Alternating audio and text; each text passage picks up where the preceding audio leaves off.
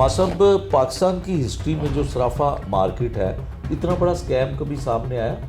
जी, ये पहला ही स्कैम है जो लतीफ़ सेंटर इचरा मार्केट में जो सोशल मीडिया की जीनत बना और उसमें कहा गया कि 20 किलो सोना जिसकी कीमत अरबों रुपए बनती है, वो वसीम अख्तर नामी मदीना ज्वेलर्स जिसकी दुकान थी वो लेके फ़रार हो गया।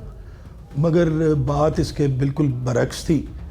जब आप इस क्वेश्चन पे आएंगे तो मैं आपको उसका जवाब दूँगा। अच्छा, चलिए ये आप बताइएगा कि बहुत वाकई सोशल मीडिया पर भी, इलेक्ट्रॉनिक मीडिया पर भी, तमाम मीडिया पर हुआ, क्योंकि जो मुकदमे के मुद्दई थे वो और ख़ासकर जो मार्केट के ओहदेदार थे वो तो यही कहते रहे कि हमारा भी करोड़ों का सामान था, सोना था और कुछ कमेटियां थी, वो इस तरह से हुआ। तो आप बताइए कि सबसे पहले कि गिरफ़्तार कैसे हुआ? चले इस बात को हम आगे चल के कर लेंगे कि कितनी मालियत उससे बरामद हुई, असल फ्रॉड कितने का था, गिरफ़्तार कैसे किया?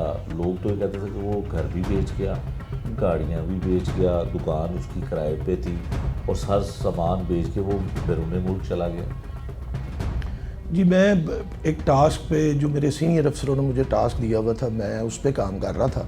तो अल्लाह का शुक्र है वो वाला टास्क भी मैंने कंप्लीट किया। तो मेरे सीनियर अफसरान एसएसपी साहब इन्वेस्टिगेशन और डीएजी साहब इन्वेस्टिगेशन ने मुझे बुलाया और मुझे बुला के कहा कि आपने पहला भी टास्क बड़ा अच्छे तरीके से अचीव कर लिया, तो हमें अब आपकी ज़रूरत थाना इचरा में है। इचरा थाना में एक स्कैम हुआ सोने का, तो अब आपकी पोस्टिंग हमने बतौर इंचार्ज इन्वेस्टिगेशन इचरा कर दी है, तो आप जाएं और उस पर वर्क करें। और मैंने डे फर्स्ट से इस ये वसीम अख्तर पे काम शुरू किया, जिसमें अल्लाह का शुक्र है मेरे सीनियर अफसरान, मेरी सीनियर कमांड टोटल, मेरे डीएसपी, एसपी और मेरे एसएसपी और मेरे सर डीएजी इन्वेस्टिगेशन हम वक्त मेरे साथ रहे और मुझे जो सी भी चीज़ की उनकी ज़रूरत मुझे पड़ी तो उन्होंने मुझे बर वक्त वो चीज़ मुहैया की और उसकी वजह से मैं अपने मुल्ज़म तक पहुँच गया।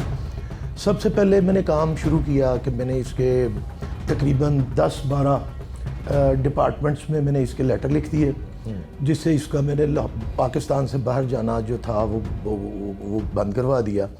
और वो सारे डिपार्टमेंट्स में लेटर लिखने का फ़ायदा ये हुआ कि ये जहाँ भी अपना शनाख्ती कार्ड या इसकी फैमिली का भी कोई आईडी कार्ड यूज़ होता तो ये इसने वहाँ पकड़े जाना था।